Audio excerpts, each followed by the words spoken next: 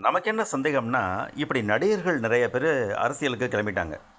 நாம் கேட்குற கேள்வி என்னென்னா, கடந்த டிஎம்கே ஆட்சியில் இப்படி நீங்கள் கேட்கல. அது தவிர நிறையா படம் சன் பிக்சர்ஸில் நடிச்சுட்டு சீரியஸாக 1 2 3 நடிச்சுட்டு இப்போ என்ன அரசியலுக்கு வரட்டுமா?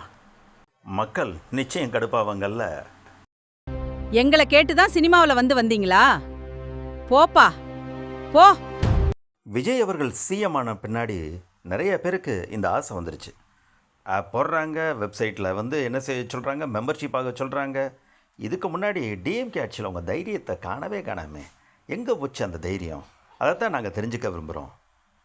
தம்பி, காந்தியே சோசியல் சர்வீஸ் பண்ணவர் தான். அவருக்கே பதவி கொடுக்கலாம் நம்ம நாட்டில். அது மாதிரி சோசியல் சர்வீஸ் பண்ணோமா, பேசாமல் இருந்தோமா, நடிச்சோமான்னு இருங்க, அதுதான் நல்லது. போப்பா போ. முடியலப்பா உங்கள் அலும்பு.